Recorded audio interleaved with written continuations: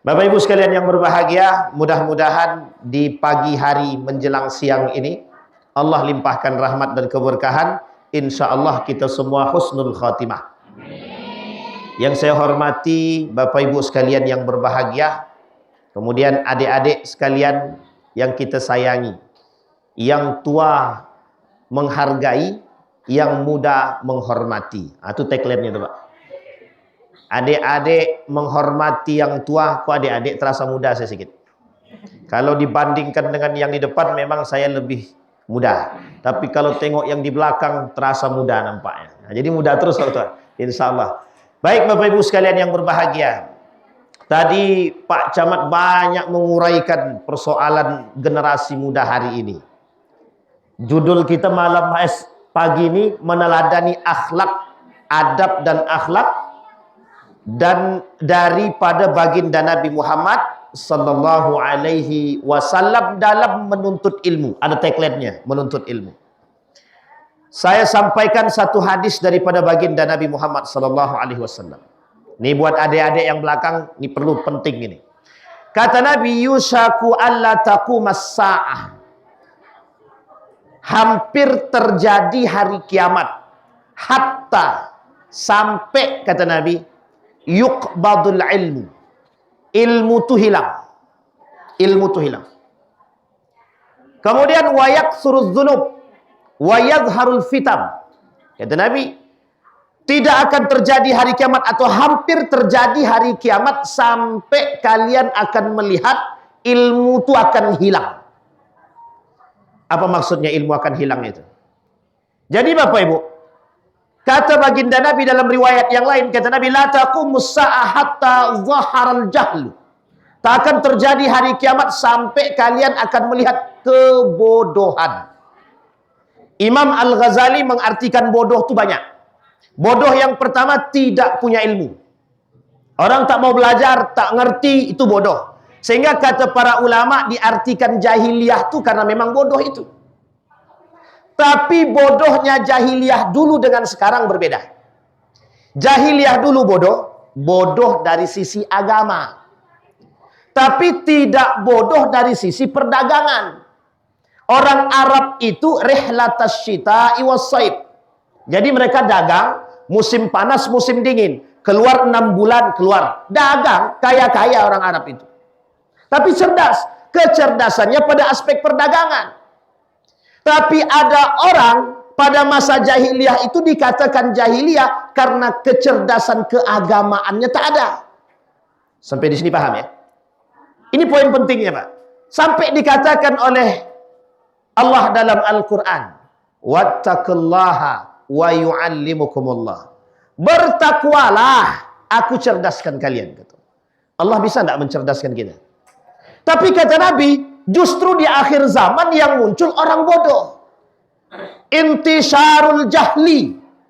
Tersebar luasnya kebodohan. Nah sekarang bodoh yang mana yang dimaksud? Kita lihat pemahaman yang dikatakan oleh Imam Al-Ghazali tadi. Yang pertama yang bodoh tadi, yang memang tidak punya ilmu. Allah kata tidak sama orang yang beribadah dengan ilmu dan tanpa ilmu. Hal yastawil ladzina ya'lamuna wal ladzina la ya'lamun. Sama ndak orang yang mengerti dan tak mengerti? Ndak sama. Adik-adik sekalian, ibu-ibu sekalian, bapak ibu sekalian yang berbahagia, kita kalau tidak punya ilmu dibodohi orang. Di jualan contoh di pasar nih. Jangan tersinggung penjual ya. Di jualan nih. Jualan, kalau kita jual tengok di depan. Tertulis di atas jual buah, anggaplah buah matoa. Buah matoa 5.000 1 kilo. Wah, mantap tuh. Buahnya kita tengok dari atas tuh sedang bagus-bagus. Datang ke situ, mana Pak buah 5.000 1 kilo? Yang di bawah, yang sudah busuk-busuk. Yang sudah busuk-busuk. Itu kalau kita tak punya akal yang cerdas, dibeli juga itu. Tapi ternyata kita dibodohi. Dibodohi dengan model penjualan seperti ini. Ditaruh tulis 5.000 di atas, yang di atas ini buah matoanya bagus-bagus. Yang di bawah, yang busuk-busuk. Yang bagusnya cuma 5, sisanya busuk semua. Pernah nggak menemukan begitu?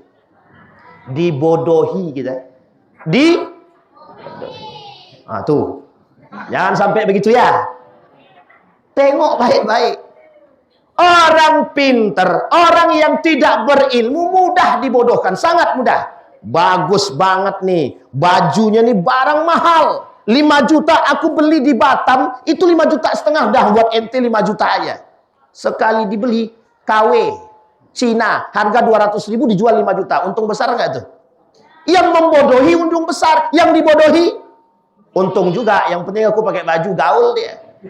Nah, bodohnya kita sekarang bangga dengan kebodohan. Itu masalahnya. Kita nih bodoh bangga dengan kebodohan. Tengok baju aku, bagus, aku beli 5 juta. Rupanya ketemu dengan orang yang tahu ini merek KW. Nah, sama waktu iPhone yang muncul dengan iPhone garansi Cina. Nah, gaya model Cina, keluar iPhone, yang Amerika punya iPhone. Lebih baik mana? Rupanya replika. Dibeli mahal-mahal, tak bisa diotak-atik, besok pagi hancur. Inilah kebodohan. Jadi kata Nabi, kata Imam Al-Ghazali, bodoh yang pertama tuh memang bodoh tanpa ilmu, memang tak punya ilmu. Tapi ada bodoh yang kedua. Apa bodoh yang kedua? Berilmu tapi tidak menggunakan ilmu. Dia berilmu tapi tidak menggunakan ilmu. Maksudnya bagaimana? Dia tak mengamalkan ilmu dia. Dia mengerti. Paham dia ilmu perdagangan. Tapi kok miskin terus dalam dagang itu. Itu masalah contoh itu. Saya tahu cara buat kursi. Tapi duduknya tak pernah bisa di atas kursi. Kan lucu itu. Orang mengerti tapi tak menggunakan ilmunya. Banyak hari ini manusia mengaku berilmu tapi tak pandai menggunakan ilmu. Yang paling parah yang ketiga. Orang tidak berilmu tapi mengaku berilmu. Ini yang paling tiga, ini yang paling penting nih. Sudah tidak berilmu, mengaku berilmu pula. Ini paling bodoh, yang paling bodoh tingkat tingginya ini nih. Tenang, tenang, tenang. Aku ngerti. Padahal dia tak mengerti apa-apa. Pada akhirnya merusak. Tapi yang keempat, dia berilmu, mengamalkan ilmunya, mengerti dengan ilmunya. Bagus apa tak bagus? Belum tentu. Kenapa demikian? Ternyata kebagusan ilmu yang dimaksud dalam Al-Quran dan hadis Nabi harus dibarengi dengan iman. Kita ambil contoh. Ada pedagang yang tadi pinter. Dia bisa membodohi orang. Kira-kira bodoh nggak pedagangnya itu? Enggak, pedagangnya pinter. Kok bisa? Pinteri wong. Memintarkan orang, membodohi orang, tapi dengan kepintaran. Banyak manusia sekarang nih, pintar, cerdas, tak punya iman. Sekarang saya tanya Bapak Ibu, yang di atas tuh gelarnya profesor atau tidak? Yang mereka di sono itu profesor apa tidak? Bergelar profesor, bergelar doktor, master, sarjana, tapi ya kok bisa menjual agama? Kok bisa? Yang korupsi dokter atau bukan? Profesor atau bukan, tapi kok bisa? Yang ikut aliran sesat, profesor atau bukan? Profesor. Ada orang bisa mengeluarkan duit dari baju. So, percaya, profesor. Padahal itu tipu daya. Di bajunya sudah taruh duit, dikeluarkan dapat duit. Itulah kebodohan. Nah, kebodohan yang hakiki adalah orang berilmu tapi tidak beriman. Itu kebodohan yang hakiki. Masih mending tidak berilmu tapi beriman daripada tidak berilmu sama sekali, iman pun tak ada. Dan tidak lebih baik daripada orang yang berilmu tapi tidak beriman. Yang paling baik yang mana? Yang paling baik yang mana? Berilmu, beriman. Itu yang paling baik. Nah, kita hari ini kekurangan orang yang berilmu kah? Tidak. Cerdas. Tadi sudah disampaikan oleh Pak Camat. Anak-anak kita banyak yang cerdas. Bisa jadi YouTuber. Bisa menjebol. Pokoknya Indonesia ini tidak kekurangan manusia berilmu. Tidak. Di Dubai itu, yang bisa menghasilkan rumput, itu ilmuwan Indonesia. Yang padang pasir, tandus itu, bisa tumbuh rumput, itu orang Indonesia. Ilmuannya Indonesia. Datang Dahlan Iskan, bawa pulang. Tidak mau dia. Apa kata dia? Di Indonesia aku tak dihargai, kata dia. Mending di sono, kata dia. Pertanyaan pertama, apakah dia tidak pintar? Kalau nggak pintar, nggak mungkin dipakai. Banyak ilmuwan Indonesia ini yang rata-rata keilmuan mereka dipakai. Penemu 4G. Penemu 4G asli pakai shot orang Indonesia. Penemu 4G asli pakai shot. Seorang pembuat motor Honda dengan air, tidak perlu minyak, orang Indonesia. Jadi kita ini dicaci maki aja gara-gara ini aja nih. Nah, ini agak sensitif memang. Ini betul kata Pak Camat tadi nih. Kalau tak pandai kita pakai ini, habis kita. Itu Bapak Ibu boleh tengok tuh di YouTube itu dah banyak kita kena caci maki tuh. Pokoknya caci maki aja isinya. Yang beginilah, yang begitu. Itu Pak, tempat menyebar fitnah dan segala macam tuh paling mudah lewat sini. Coba kalau kita nggak cerdas itu, kita yang dihabisi. Baik, kembali. Ada seorang profesor doktor mengatakan begini. Dia bukan ahli agama, tapi dia kata sholat wajib itu tak ada dalil dia. Tapi gelarnya doktor. Ada yang bilang profesor gelarnya. Kata dia agama itu musuh negara. Gelarnya profesor. Ada lagi yang bilang bergelar doktor itu kami percaya dengan sesuatu yang tak nampak. Gelarnya profesor juga itu. Doktor. Uniknya ada orang bergelar profesor, bergelar doktor dibodohi sama orang tak bergelar. Coba bayangkan. Kita hari ini para pakar yang ada di atas itu semua bergelar. Tapi kok mohon maaf, yang memerintah, yang meminta, pokoknya semua yang tak bergelar. Dan kita manut. Ini masalah kita hari ini. Banyak orang-orang yang melakukan penyimpangan, penyelewengan, kesesatan bukan karena tanpa ilmu, tapi mohon maaf karena iman tak punya. Makanya dikatakan oleh Allah dalam Al-Qur'an, wattaqullaha wa yu'allimukumullah. Kita runut kalimat itu. Kita lihatin kalimatnya. Ini khusus buat adik-adik kita semua yang masih pelajar dan sama kita juga masih pelajar. Apa kata Allah dalam Al-Qur'an? Iqra. Apa artinya Bapak Ibu?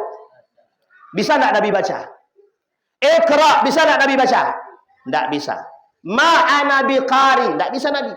Yang kedua, Iqra ma'ana biqari. Yang ketiga, Iqra ma'ana biqari. Apa yang dilakukan oleh Jibril? Dipeluk sama Jibril.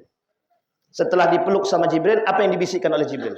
Iqra bismi rabbikal ladzi khalaq. Kata Jibril, baca dengan menyebut nama Tuhanmu.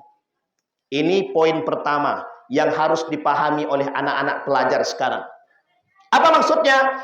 Hadirkan Allah dalam setiap kita ingin belajar. Bismillah. Baca dengan menyebut nama Allah. Ulama ilmuwan muslim di dunia ini tidak ada satupun yang tidak hafal Al-Quran. Kita ambil contoh. Ibnu Sina. Siapa Ibnu Sina itu? Bapak siapa dia? Adik-adik belakang, siapa Ibnu Sina? Yang bisa jawab kita kasih hadiah. Siapa? Ilmuwan? Ilmuwan apa dia? Bapak kedokteran. Mantap, pintar-pintar. Sini. Oh, ini sudah dibisikkan ini kayaknya nih. Buka Google nggak tadi? Oh, enggak, alhamdulillah. Tengok wajahnya baik-baik. Siapa namanya? Ridho, ketua panitia. Calon Pak Camat selanjutnya. Janganlah Pak Camat, Bupati Inhil. Mau Bupati Inhil apa menteri? Bupati. Inhil, mau Bupati, menteri tak mau?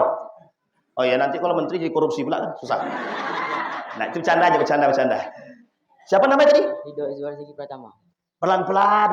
Ridho Izwar Zaki Pratama. Ridho Izwar Zaki Pratama. Tambah satu lagi. Panjang betul namanya. Itu dia. Ridho Izwar Zaki Pratama ALM. Oh enggak. Baik Bapak Ibu. Siapa namanya? Siapa tadi nama Ibnu Sina itu? Siapa Ibnu Sina itu? Kedokteran. Apanya yang kedokteran? Bapak kedokteran. Hafal berapa juz dari Al-Quran? Lahir di mana? Di Padang Panjang. Astagfirullah, bukan ente. Ibnu Sina. Coba. Baik Bapak Ibu. Tapi tak apa-apa lah. Karena dia sudah menjawab, kita kasih hadiah. Halal? Tutup mata. Mana tangannya? Tak boleh nampak, bahaya. Tutup. Oke, sudah cukup. Terima kasih. Ibnu Sina. hafal Al-Quran di umur 10 tahun. Hafal Al-Quran di umur 10 tahun. Apa kata nih buat orang tua? Mohon maaf ibu-ibu ya, bapak ibu semua, buat orang tua khusus. Jangan kenalkan anak dengan yang lain sebelum dia mengerti Al-Quran. Ini salah satu contoh ilmuwan muslim dahulu. Bapak ibu perhatikan baik-baik. Di Inhil ini, Indragiri Hilir ini tidak kekurangan ulama. Tidak. Satu-satunya tempat yang ada di Riau ini yang masih mempertahankan dalam tradisi keilmuan Islam cuma di Inhil. Boleh tengok. Yang kedua Kampar. Tidak ada yang ketiga, tidak ada yang keempat. Kenapa? Yang lain tidak punya? Gimana? Hampir setiap celah kita lihat ada majelis taklim, majelis ibu, dan rame. Artinya yang mau belajar serius banyak. Kemudian apa masalah kok kita tidak bisa menghasilkan para orang-orang beriman? Itu masalahnya Pak. Inhil tingkat keimanan atau religiusitasnya tinggi, kriminalnya tinggi. Kriminalnya tinggi, tapi keimanan religiusitasnya tinggi. Artinya apa? Kita butuh yang kedua. Kolaborasi antara iman, ilmu, dan yang ketiga. Apa itu? Amal. Ini poin penting. Peradaban Islam akan naik kalau ilmu dia punya, iman dia punya, kemudian diamalkan. Kalau cuma ilmu, banyak yang pintar. Kalau cuma beriman, banyak yang beriman. Tapi kalau dua-duanya, ilmu dan iman, agak kurang sedikit. Iman tidak perlu melihat apakah dia lulusan agama. Tidak perlu. Karena menuntut ilmu agama hukumnya wajib. Imam Al-Ghazali hafal Quran.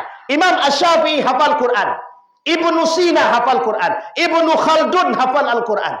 Ibnu Hayyan hafal Al-Quran. Yang saya sebutkan semua. Itu ilmuwan muslim. Ibnu Rusdi hafal Al-Quran. Tidak ada yang tak hafal Quran. Semua ulama kita hafal Quran. Tapi apakah mereka tidak cerdas dalam bidang yang lain? Tidak. Ibnu Rusdi, bapak kimia, bapak matematika, bapak fisika. Begitu juga dia paham ilmu fikih. Berarti Islam cerdas, kompleks, semua ada. Masalahnya kita yang sekarang. Bagaimana mereka bisa seperti itu? Satu, orang tuanya memperhatikan agamanya. Ini poin penting lagi buat ibu-ibu. Yang tadi malam kita ulang sedikit. Apa itu? Orang tua punya peran besar memberikan pendidikan agama kepada anak. Anakku sudah masuk pesantren Pak Ustaz. Tenang, akhlaknya baik. Belum tentu. Banyak lulusan pesantren, keluar pesantren jadi setan. Ya meskipun lebih banyak yang baik. Tapi kan ada. Artinya apa? Kok bisa begitu? Kontrol orang tuanya kurang. Kalau orang tua tidak kontrol agamanya, nah kau lulusan pesantren, tapi sholatnya kok di akhir waktu. Biasa tuh mak kami biasa dulu kayak gitu. Namanya orang di penjara bagaimana? Coba bayangkan. Mereka menganggap mereka di penjara masuk pesantren, keluar di penjara, keluar dari pesantren seperti keluar dari. Mereka melakukan kebebasan sesuka hati dia. Kontrol orang tua. Di pondok dia baik. Karena memang regulasi. Di sekolah dia baik. Ada guru yang mendidik. Pulang ke rumah. Orang tua tidak bisa memberikan pendidikan. Tetap hancur Pak. Al-waladu sirru abihi. Seorang anak mencontohkan perbuatan bapak dia. 25%. 75%-nya ibunya. Nah, jangan tersangka ibu-ibu ya. Tenang ya. Ini peran ibu-ibu. Ibu-ibu mendidik dengan hati. Bapak mendidik dengan nafsu. Kalau bapak banyak yang mendidik, mesti jadi orang seperti apa bisa dilihat. Tapi coba ibu-ibu yang mendidik. Dia kasih sayangnya jelas. Sekarang saya tanya, saya pernah melakukan penelitian. Lebih baik mana anak yang dididik oleh ayah daripada anak yang dididik oleh ibu? Ternyata terbukti dari 100 orang, 80% itu lebih baik dididik oleh seorang. Coba bayangkan. Tak usah jauh-jauh, saya sendiri. Anak saya, kalau diajar ngaji sama saya, Pak. Oh, minta ampun. Ngaji tak? Tidak sama ibu aja. Nah, coba bayangkan. Selama saya, Pak, mau satu ayat saja, itu lamanya betul. Sama ibunya, sebentar. Ini bedanya kalau bapak-bapak. Kalau ulah bapak-bapak nih, kalau tak mau nih ngaji, macam apa kau nih, pak, lepak semua. Habis. Tapi sama ibunya, nak, tenang, tenang. Selesai pak. Kita tidak bisa bersabar kalau laki-laki nih. Dalam didik anak tak bisa bersabar. Meskipun ada bapak-bapak yang berhasil mendidik anak, tapi tak banyak. Tapi kalau lebih baik lagi dua-duanya memberikan pendidikan. Bapaknya menjadi contoh yang baik dalam rumah tangga, ibunya memberikan pendidikan yang baik dalam rumah tangga. Ditambah, mohon maaf, ditambah dengan yang dimakan yang halal. Insya Allah jadi. Sekarang saya kasih tahu. Ada seorang pemuda namanya Sayyid Nursi. Seorang ulama dari Turki. Meninggal 1890-an. Pokoknya 50 tahun sebelum Turki menjadi negara sekuler. Dia sudah meninggal. 1925 beliau meninggal, sebelum itu 50 tahun. Namanya Sayyid Nursi. Ibunya memakan satu hal yang subhat saja tidak mau. Subhat pak, bukan yang haram, yang subhat. Satu ketika datanglah bapak dia nih bawa hasil penjualan. Sampai ke rumah ditanya sama istrinya, ini dapat dari mana? Ya hasil jualan. Bagaimana bapak jualan? Pakai bismillah enggak? Kira-kira bapak tadi nipu orang enggak? Kalau sempat laki sekarang ditanyakan begitu, di lempangnya kita pak.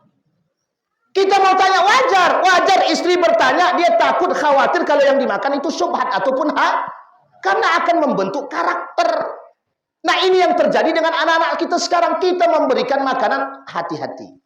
Jangan sampai yang kita makan. Kita capek pak, mohon maaf. Ini kejadian pak. Kejadian.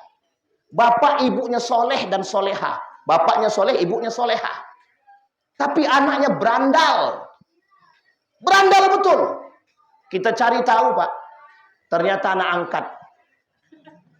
Dimasukkan ke dalam pondok. Stres pak. Pimpinan pondoknya stres. Cuman anak satu ini doang. Diusut punya usut ternyata bukan anak kan? Bukan anak kandung. Diusut punya usut ternyata bapaknya maling peminum khamar. Coba bayangkan.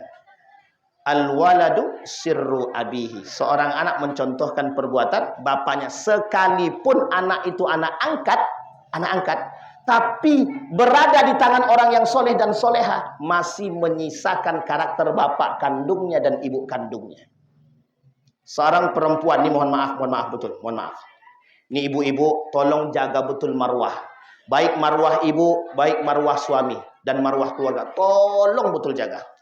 Seorang perempuan yang tidak bisa menjaga kehormatannya, ingat, yang punya anak perempuan akan menjangkitkan penyakit yang sama.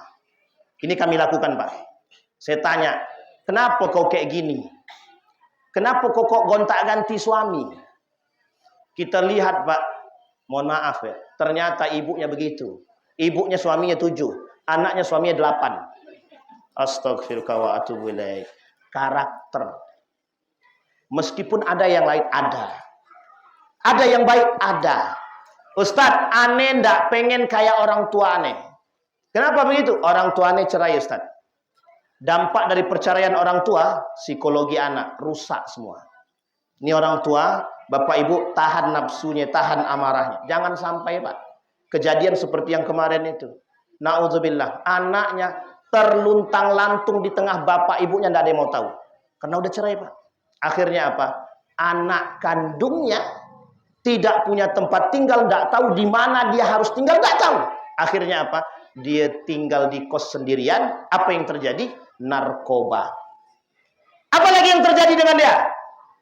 Banyak Pak, minum khamar. Akhirnya bergaul dengan yang tidak baik. Terjadi masalah. Poin penting, apakah mereka tidak berilmu? Tidak, berilmu Pak. Apa yang masalah tadi? Iman. Kita tak punya Baik, kita kembalikan. Wattaqullaha wa yu'allimukumullah. Bertakwalah, niscaya engkau akan aku cerdaskan. Poin pentingnya di situ Pak. Kita imankan dulu, kita cerdaskan anak kita dulu, kita pahamkan mereka agama, sehingga mohon maaf, tangan ini tak akan mencari dan tak akan mengambil yang haram yang bukan milik dia. Tidak akan. Mengapa? Tolak ukurnya Iqra bismi rabbikal ladzi khalaq. Itu yang diajarkan. Ibnu Sina. Kita ambil sekarang Ibnu Rusdi. Sama Pak. Ibnu Rusdi itu ibunya sampai bermimpi.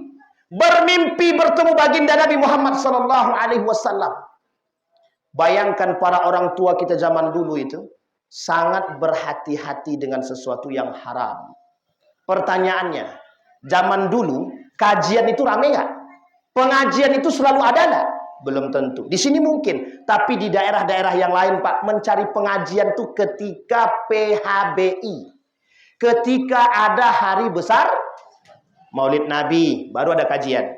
Isra Mi'raj, baru ada kajian. Tahun baru, baru ada pengajian. Itu pun kalau pengajian. Bisa jadi yang lain. Termasuk saya pribadi. Dulu waktu kami sekolah di SD dulu, kami dapat kajian-kajian itu cuma datang kalau ada PHBI saja. Kalau ada hari besar Islam saja. Tapi kalau tak ada, tidak ngerti Pak. Tapi mengapa orang tua kita tahu dia yang halal, tahu dia yang haram? Mengapa orang sekarang mengaji tiap waktu tapi tidak tahu yang halal, yang haram itu tidak tahu? Ini poin penting. Bukan berarti mereka tidak berilmu. Mereka tidak punya ini poin penting kita. Maka Rasulullah ketika dipeluk sama malaikat Jibril kan dan dibisikkan, Iqra bismi rabbikal ladzi khalaq. Kuncinya di situ. Bacalah dengan menyebut nama Tuhanmu.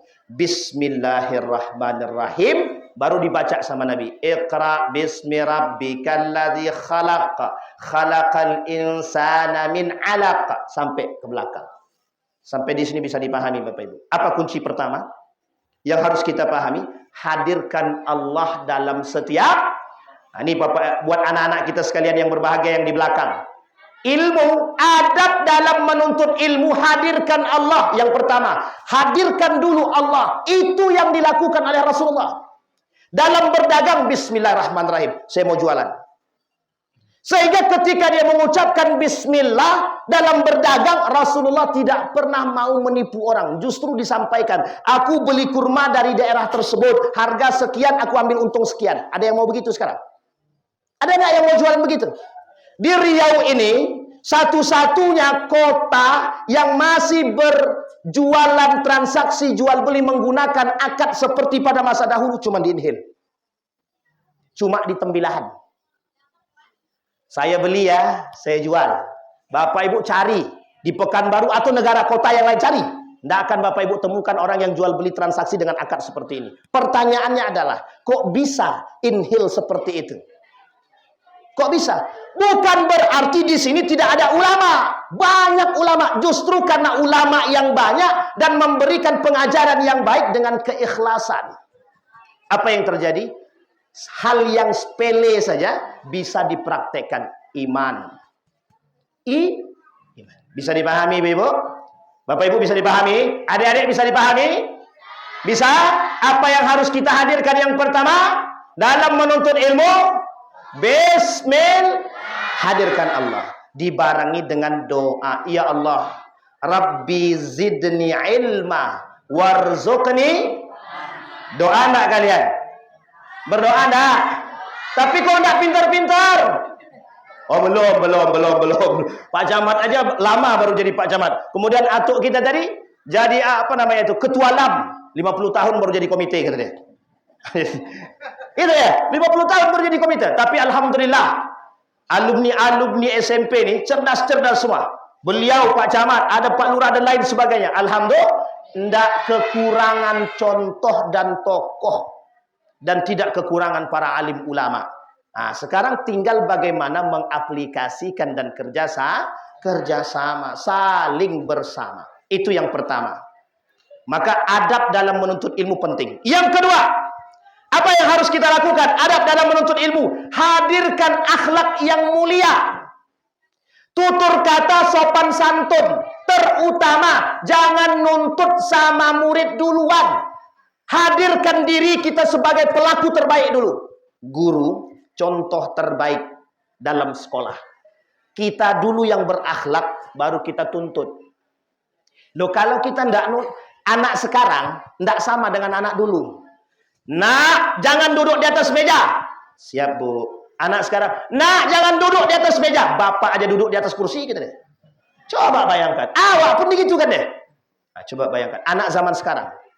Maka kita perlu contohkan dulu. Duduk kita di atas kursi atau duduk kita dengan baik, anak-anak kita akan mencontoh. Ini dalam istilah Nabi disebut dengan dakwah bil hal. Kita dulu yang mengerjakan, baru yang lain mencontohkan. Kalau dulu, anak zaman dulu, kalau sekali kita bilang, mereka dengar. Kalau sekarang kita buat dulu, baru mereka akan menjalankan. Nah, gotong royong. Lah bapaknya masih merokok gimana? Kami gotong royong. Dia ngomong begitu, Pak. Anak kecil, belum SD, umur 3 tahun. Apa saya bilang? Hei, Daren, ini anak saya sendiri. Daren, makan jangan berdiri. Tadi kan Bia sempat makan berdiri, katanya. Kita tunjukkan saya. Bia makan berdiri kan. Padahal awak bukan makan, Pak, menggigit. Buka makanan, gigit berdiri. Itu pun diprotes sama dia. Anak zaman sekarang. Ini generasi apa nih? Alpha, Z, apa pokoknya semua lah. Generasi apa nih? Z ya, Gen Z ya kan dia. Terserahlah mau Z kayak apa, kayak Alpha, terserahlah. Ini penyakit kita sekarang nih. Entah Gen Z, entah Gen Pa, Gen O, terserahlah pokoknya. Yang penting gen lah ya. Tapi gennya jelas kan? Gennya jelas kan? Darahnya jelas kan? Golongan darahnya jelas gak? Oh, tidak, gitu deh. Coba bayangkan. Anak zaman sekarang. Baik, yang kedua. Hadirkan akhlak yang mulia. Bapak Ibu sekalian yang berbahagia. Nabi itu punya turunan mulia. Dari kakeknya mulia, ayahnya mulia. Kita bukan tidak bisa menjadi manusia mulia. Artinya Bapak Ibu, kita bisa punya anak-anak yang berakhlak mulia jika kita yang menghadirkan kemuliaan tersebut. Akhlakul karimah tidak bisa dipaksakan saja, tapi juga harus dicontohkan. Jadilah figur yang baik bagi anak. Itu poin penting. Maka anak akan mencontoh. Mohon maaf, kenapa anak zaman sekarang mencontoh orang lain bukan ayahnya? Karena kita memberikan mereka kesempatan dan kebebasan untuk melihat orang lain untuk dijadikan contoh. Jangan salah besok kalau anaknya, Pak, Bapak kenapa sih tidak seperti bapaknya si Anu itu? Dibandingkannya kita dengan orang lain. Kenapa demikian? Karena kita tak bisa menjadi figur yang baik dalam rumah tangga. Untuk Bapak. Ibu sama. Ibu juga harus bisa menjadi orang yang baik. Karena ibu punya hati dan perasaan yang baik. Anak kita baik, insya Allah. Nah, buat anak-anak sekalian yang berbahagia. Adik-adik saya yang di belakang, perhatikan baik-baik. Anda masa depan hari ini. Kalau Anda tidak punya akhlak yang mulia, Anda yang akan merasakan kehancuran Anda kelak sendiri. Yang menentukan masa depan Anda adalah seberapa kuat Anda beriman kepada Allah dan ilmu yang Anda miliki. Rasulullah Sallallahu Alaihi Wasallam mengatakan kepada Ali bin Abi Thalib, apa kata Rasulullah? Ali itu dikenal dengan anna madinatul ilmi huwa aliyu babuha, seorang pemuda yang cerdas. Apa kata Nabi kepada Ali bin Abi Thalib? Didoakan, Pak, didoakan. Ali selalu didoakan. Ibnu Mas'ud didoakan. Siapa yang mendoakan? Rasulullah. Artinya apa? Kalau kita pengen punya anak generasi yang baik, jangan pernah berhenti berdoa. Rabbi ja'alni muqima salati wa min dzurriyyati rabbana wa taqabbal du'a. Cari ubun-ubunnya mana? Sini ubun-ubun kona. Tiup sebelum tidur. Tiup terus setiap malam. Jangan pernah frustasi, jangan pernah merasa capek. Insya Allah akan Allah tunjukkan hasilnya. Akan Allah tunjukkan. Jangan lupa, Pak, doain terus. Rabbi ja'alni muqima salati wa min dzurriyyati rabbana wa taqabbal du'a. Kalau perlu tambah sedikit. Tambah apa? Qul huwallahu ahad. Qul a'udzu birabbil falaq. Qul a'udzu birabbin nas. Tambah tiup ubun-ubunnya. Kalau perlu tambah lagi. Jangan surat Yasin tapi. Tambah terus. Tidak ada masalah. Ditutupi dengan Allahumma salli ala Muhammad wa ala ali Muhammad fil alamin innaka Hamidum Majid. Insyaallah kita memang berdoa, berusaha, Allah yang menentukan. Bapak Ibu, setidaknya ketika kita sudah selesai memberikan pendidikan yang baik kepada mereka, pertanggungjawaban kita di hadapan Allah selesai. Kok anak kau masih bejat? Sudah kau doakan? Sudah kau salatkan? Sudah kau ajarkan? Sudah kau ajarkan semuanya agama? Sudah. Kata Allah, berarti tak urusan kamu. Itu urusan aku, kata Allah. Allah yang ngurus lagi. Perhatikan anak-anak sekalian yang berbahagia.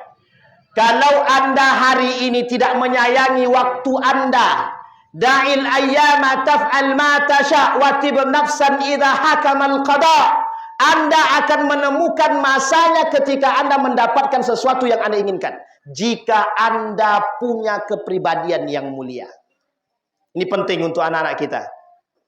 Jangan mentang-mentang jadi anak, semua yang diinginkan diminta. Bu, minta HP, dibelikan iPhone. Nih, siapa yang begitu? Siapa yang kemarin minta HP? Nih, yang masih main game, cabut aja bu. Yang masih main game, tarik HP-nya, buang ke sakunya. Jangan buang ke laut, sayang. Baik. Nah, perhatikan baik-baik. Tadi anak-anak yang sholat subuh angkat tangan, yang sholat subuh. Yang sholat subuh laki-laki. Cuma 3 orang, 4 orang. Habis dijemur aja bu. Yang tak sholat jemur. Pokoknya jemur. Tapi tidak bisa kita menghukum sembarangan sekarang Ustaz gitu. Iya, tapi sekolah kan punya kebijakan. Yang kebijakannya bisa kok dibuat dengan cara yang baik. Insya Allah. Bayangkan, mohon maaf ya ibu-ibu ya. Mohon maaf bapak ibu, mohon maaf. Orang guru hari ini terbatasi ruang geraknya dalam memberikan pendidikan kepada anak bapak ibu. Ini kejadian kasus guru ngaji cuma menjewer didenda 25 juta. Setelah dituntut, diramekan, diviralkan, minta maaf dia, terlambat. Tapi lebih baik daripada tidak sama. Coba bayangkan. Ibu-ibu, bapak-bapak, kalau persoalan agama ndak usah khawatir. Mati anak bapak, meninggal anak bapak ibu semua dalam menuntut ilmu syahid. Tapi ibu guru, bapak guru, hati-hati juga lah. Jangan, anak siapa kau ini? Itu yang tidak betul itu. Tapi kalau dengan cara yang baik, memberikan pendidikan dan hukuman yang baik, insya Allah pasti diterima. Dan jangan manjakan anak, bapak ibu. Jangan manjakan anak. Hari ini bapak ibu, kalau anak kita marahi, dia membentak balik. Besok ibu bapak tua dibentaknya kita besok. Nih buat anak-anak sekalian. Anda tidak akan menggapai cita-cita yang baik kalau Anda tidak mendapatkan keridhaan orang tua Anda. Tidak akan. Jangan mimpi jadi insinyur. Jangan mimpi jadi presiden. Jangan mimpi jadi alim ulama kalau orang tua Anda tidak ridho dengan apa yang Anda buat. Bisa dipahami adik-adik? Besok kalau keluar rumah, Bu, aku pergi nuntut ilmu ya, cium tangannya, ridhoi dan doakan aku. Itu contoh yang terbaik. Tadi siapa yang keluar rumah salam tangan orang tua, angkat tangan. Oh semuanya. Oh satu aja. Banyak. Alhamdulillah ya Allah. Tadi salaman atau tos? Penyakit zaman sekarang, Pak. Pak, aku pergi sekolah lu, tos, Pak. Orang tuanya, Pak, kata dia. Astagfirullah. Jadi memang orang tuanya yang jadi masalah sekarang. Itu yang kedua. Hadirkan akhlak yang mulia. Yang ketiga. Bagaimana adab dalam menuntut ilmu? Jangan lupa berdoa. Apa dia Bapak Ibu? Apa itu adik-adik? Sebelum mulai belajar berdoa apa tidak? Ikhlas apa tidak? Dari mana kalian tahu? Benar kalian ikhlas? Baik, yang keempat, adab dalam menuntut ilmu. Bekerja keras. Bahasa lainnya, jangan cepat menyerah. Kalau memang kita susah menghafal, cari cara lain. Ini saya kasih contoh nih. Saya punya kawan satu kelas waktu mondok dulu, Pak Camat. Jadi, saya terbiasa menghafal dengan suara agak kencang sedikit. Bismillahirrahmanirrahim. Begitu saya menghafal, suara keras. Kawan saya tidak. Tidur di belakang saya, di bawah saya. Saya bersuara, dia tidur. Sakit hati enggak tuh? Awak lagi belajar, serius. Tapi dia cuma tidur di bawah saya. Dia lebih dulu hafal dari saya. Coba bayangkan. Itu mustahil, Pusat. Enggak mustahil. Ini nyata. Cerita fakta. Saya yang menghafal, dia yang hafal. Coba bisa begitu. Karena setiap orang di antara kita ini punya model kecerdasan masing-masing. Yang harus kita temukan. Dan kita biasakan. Ada orang yang menghafal dengan suara pelan. Bismillahirrahmanirrahim. Cara menghafal begitu. Ada. Ada orang menghafal dengan suara keras. Ada orang yang menghafal dengan jalan-jalan. Bismillah, bismillah, bismillahirrahmanirrahim, bismillahirrahmanirrahim. Tak hafal-hafal. Tapi jalan-jalan. Siapa tahu dengan itu dia hafal. Tapi ada orang yang memang diberikan kelebihan oleh Allah. Setiap kita ini diberikan kelebihan. Hanya saja dibutuhkan sedikit kerja keras dengan menghadirkan Allah. Kita ambil contoh. Mengapa seorang pemuda yang melihat batu yang keras bisa dibolongi hanya dengan air yang Apa kata pemuda tersebut? Otakku tidak sekeras batu. Kalau batu yang keras bisa bolong dengan tetesan air yang lembut, mengapa otakku yang lembut ini tidak bisa menerima yang lain?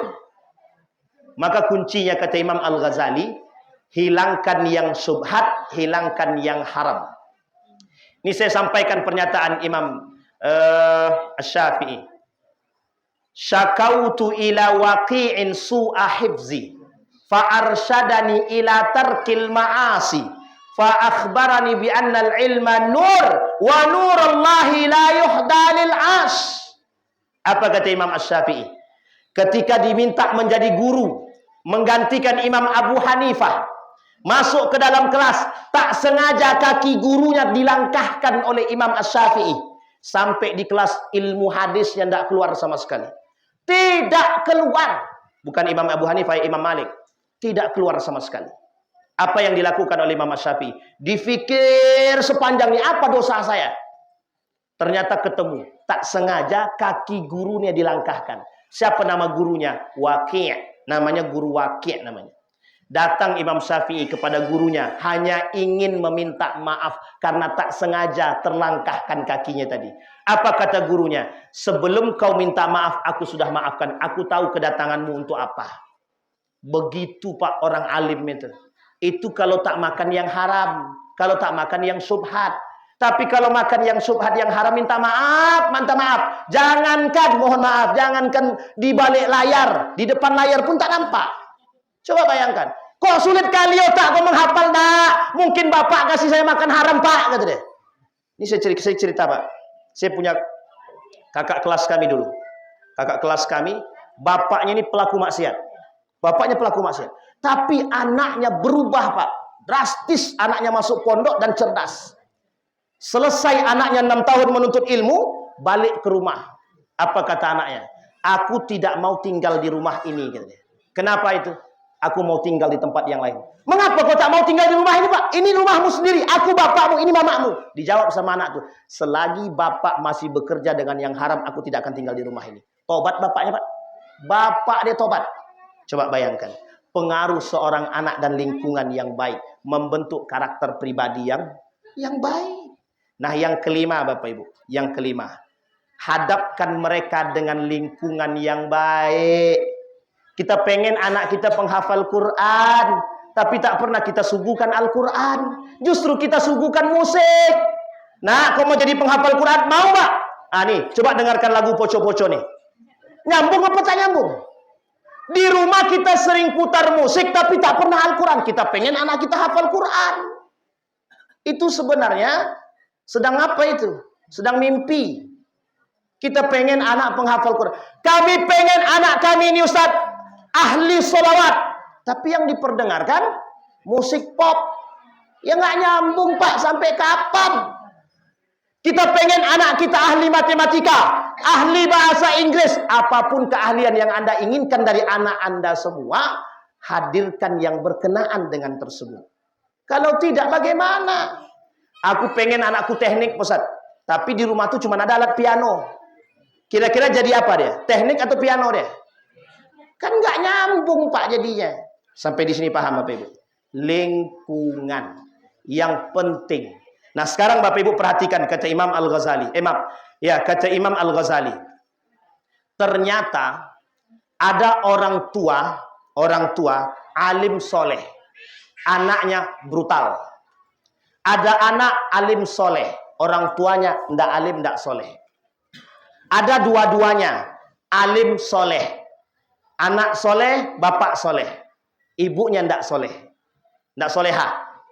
Ada anak yang Tidak soleh, maaf, ada anak yang soleh, ibunya soleha, ternyata bapaknya tidak soleh. Ada mak bapak dia tidak soleh, anaknya tak soleh. Tapi ada yang terakhir, semuanya soleh. Ada seperti itu. Semua ini ada semua. Kita lihat, bagusnya anak tuh. Mak bapak dia soleh, anaknya soleh. Senang hati kita? Bapak Ibu jangan iri. Setiap orang di antara kita punya cobaan masing-masing. Tapi perhatikan baik-baik. Apa yang membuat sesuatu itu bisa berubah? Lingkungan. Bapak Ibu pengen lingkungan yang baik. Maka bentuklah lingkungan yang baik. Ini saya berharap daripada para tokoh-tokoh agama, para pemuka, para tokoh di kampung ini khususnya. Kalau kita bisa menghasilkan lingkungan yang baik, maka insya Allah kita menghadirkan generasi yang, kalau tadi Pak Camat bilang banyak yang nongkrong di kuburan. Itu bayangkan anak zaman sekarang. Orang zaman dulu, anak zaman dulu jangankan ke kuburan, mencium bau kuburan takut semua. Kalau sekarang main game di kuburan, setan datang, kau pergi, kami lagi main judi. Bisa jadi setannya ikut main judi. Coba bayangkan, kata setan, kau udah berkawan sama aku sekarang, katanya. Sama-sama jadi setan. Bisa dipahami Bapak Ibu? Baik, 5 poin. Yang pertama, hadirkan Allah dalam adik-adik, hadirkan Allah dalam apa? Hadirkan Allah dalam setiap perbuatan kita, termasuk Samillah. Ikut, Samillah. Apa artinya? Bismillah. Tidak tahu katanya. Baru. Yang kedua, apa yang harus kita lakukan yang kedua? Berdoa. Salah. Akhlak yang mulia. Yang ketiga, berdoa. Yang keempat,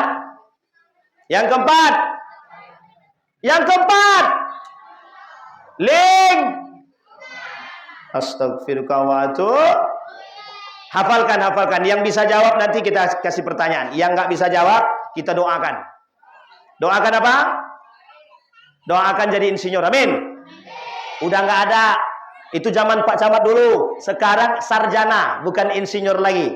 Mau jadi sarjana nggak? Bapak Ibu sekalian yang berbahagia, kembali kepada hadis Nabi yang pertama kita bacakan.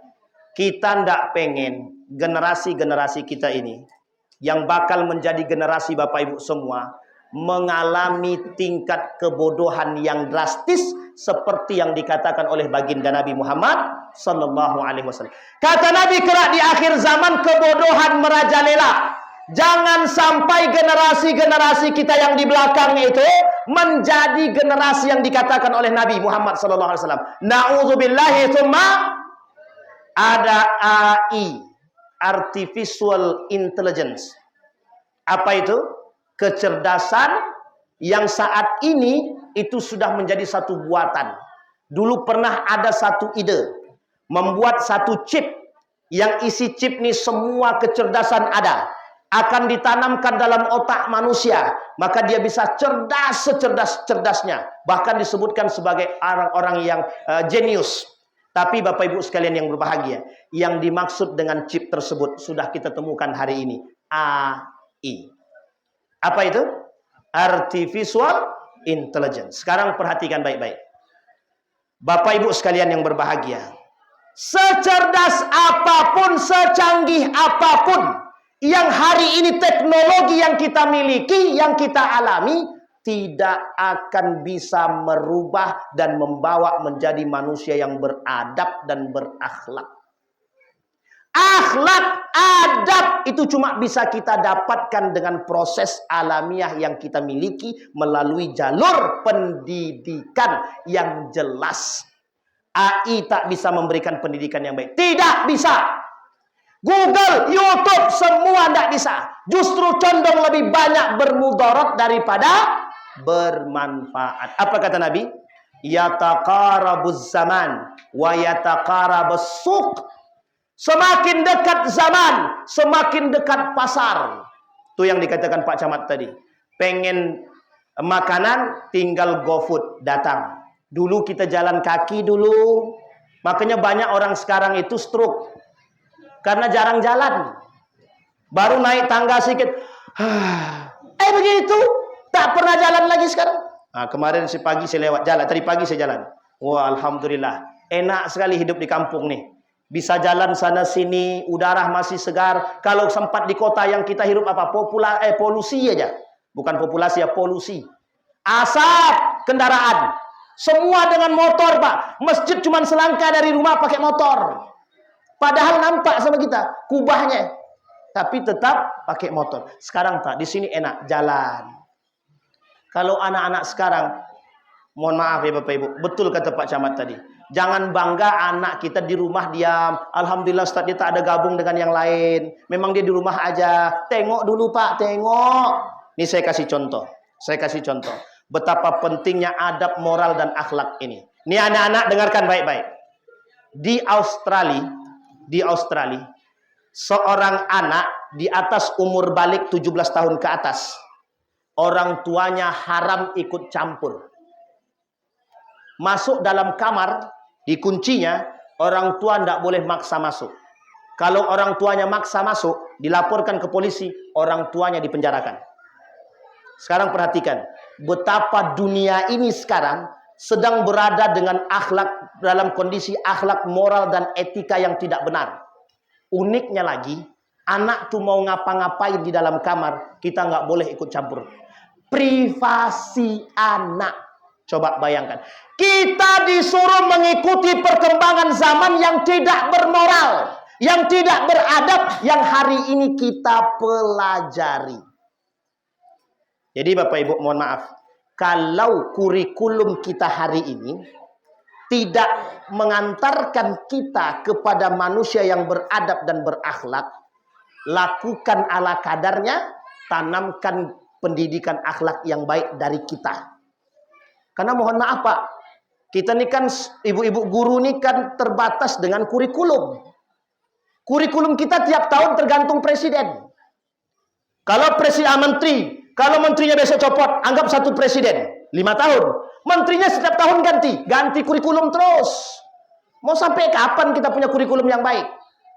Maka kurikulum terbaik adalah yang pernah dilakukan oleh baginda Nabi Muhammad Sallallahu Alaihi Wasallam. Yang saya katakan tadi sudah kurikulum terbaik. Sudah kurikulum terbaik. Tidak usah khawatir. Kalau kita belajar karena Allah, Allah cerdaskan. Tidak ada yang Allah bodohkan. Tidak ada. Sejak kapan Allah membiarkan umatnya yang dekat dengan Allah? Tak pernah Pak, tak pernah. Allah tak pernah melepaskan siapapun. Ini khusus buat adik-adik kita. Jangan pernah berhenti menghadirkan Allah. Jangan pernah. Dan jangan pernah putus asa.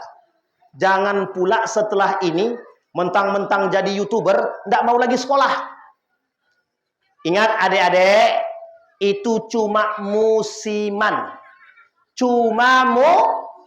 Kalau sudah tak laku, selesai.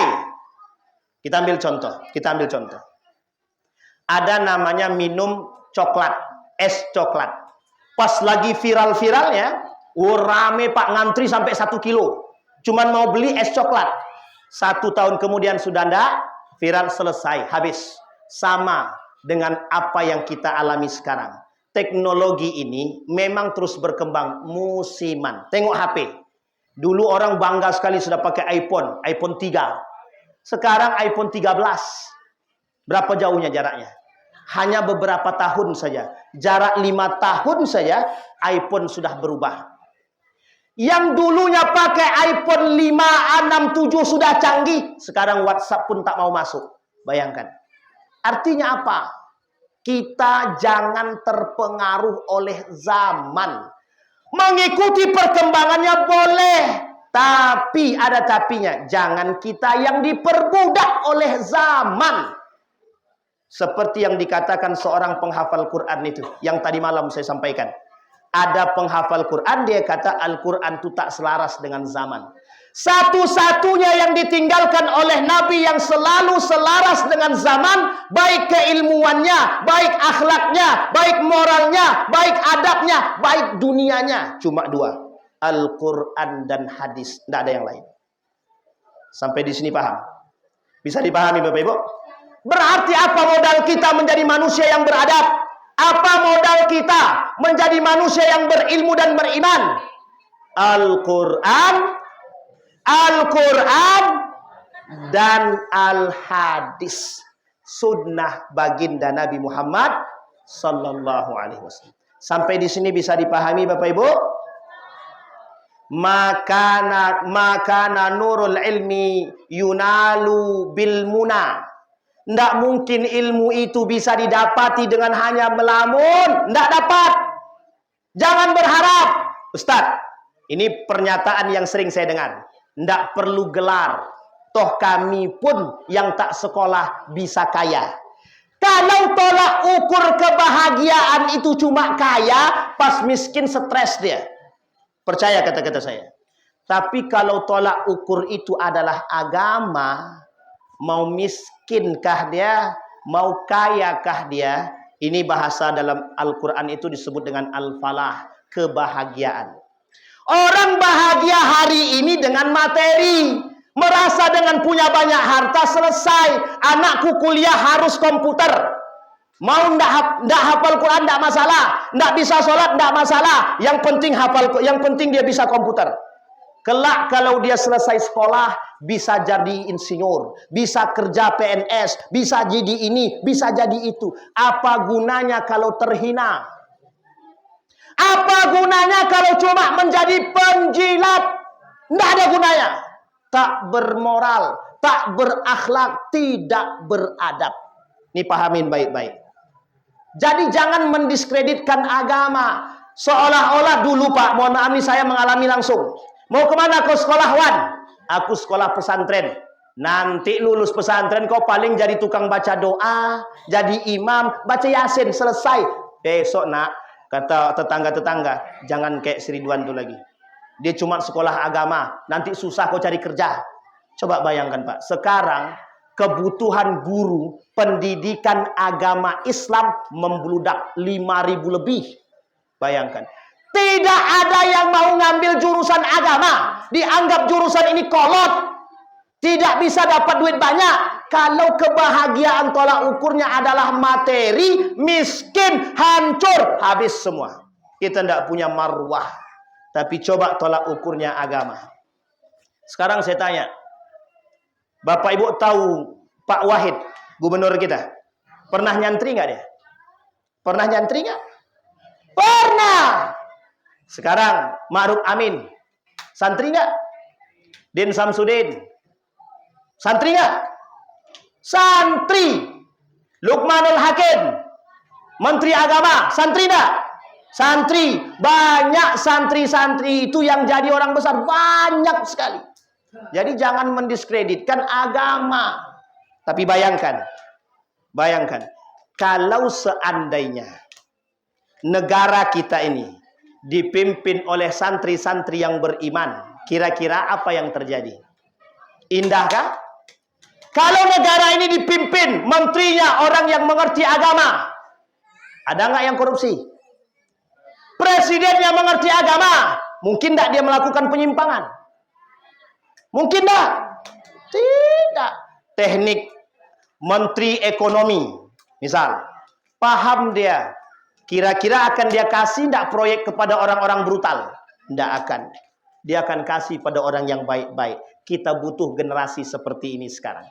Maka kata Nabi, kata para ulama, mengembalikan tradisi keilmuan Islam hari ini adalah keputusan yang sangat tepat. Apa itu? Satu, bekali dulu mereka dengan agama. Bapak Ibu, dulu pernah ada pengurangan materi agama di sekolah. Tapi alhamdulillah, banyak yang protes, akhirnya memang tetap tidak dihilangkan, tapi dikurangi. Ini Bapak Ibu percaya atau tidak percaya silahkan. Saya ngajar di salah satu universitas di Riau ini. 45 mahasiswanya, cuma 10 yang hafal Al-Fatihah. Cuma berapa Pak? Yang hafal Al-Fatihah cuma 10. Sisanya boro-boro hafal Al-Fatihah. Huruf hijaiyah aja tak hafal. Sekarang saya tanya, mau jadi apa negara kita nih? Kalau generasi kita dipimpin dengan anak-anak seperti ini, maka mohon maaf, apa yang dikatakan Rasulullah pasti akan terjadi. Kita akan punya generasi penghancur. Bisa dipahami Bapak Ibu? Adik-adik sekalian bisa dipahami? Jangan berhenti mengaji. Jangan berhenti sholat. Jangan berhenti pokoknya belajar agama terus. Datang. Iya apa tidak? Iya tapi main game juga di belakang tuh. Kan terserobok kan? Ketahuan kan? Cabut. Baik. Aman? Sudah? Yakin?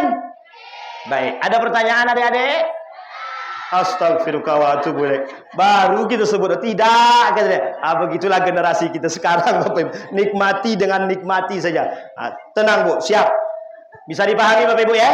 Jadi peran orang tua hari ini dalam membina, mendidik, menjadikan generasi kita sangat dibutuhkan. Yang pertama. Yang kedua, jangan lagi manjakan anak. Sudah hendak saatnya anak-anak kita ini kita manjakan. Jangan. Kalau tidak mau menyesal kelak. Yang ketiga, hadirkan lingkungan yang baik bagi generasi kita agar mereka terbentuk generasi yang baik. Kalau bukan kita, siapa lagi? Jangan sampai kita menjadi orang yang nanti mohon maaf anak di penjara, kita sengsara, rumah tangga hancur berantakan, semuanya habis begitu saja, semuanya bunuh diri nanti karena stres. Ada seorang ibu-ibu lompat dari gedung, bunuh diri dia. Suaminya masuk penjara karena telah membunuh anak kandungnya sendiri. Seorang suami dibunuhnya anak kandungnya, masuk penjara. Ibu itu tinggal sendiri, tidak punya kerjaan, luntang-lantung, stres dia, lompat dari gedung. Apa kata dia? Selesailah urusan. Mati deh. Hancur apa tak hancur? Karena apa itu? Begitulah pendidikan pentingnya. Pendidikan agama dalam diri kita sehingga bisa menciptakan peradaban yang mulia. Sepakat Bapak Ibu? Siap Bapak Ibu? Ini peran Pak Camat kita kembali. Kita kembalikan kepada Pak Camat dan pemerintah Kabupaten Indragiri Hilir agar bisa membentuk generasi-generasi yang mulia dan beradab. Amin ya Rabbal. Mudah-mudahan apa yang saya sampaikan ini bisa bermanfaat, bisa menjadi kunci peradaban, dan insya Allah dari Inhil ini lahir generasi-generasi yang mulia. Pak Cabiru ya ulil absar la'allakum tuflihun. Assalamualaikum warahmatullahi wabarakatuh.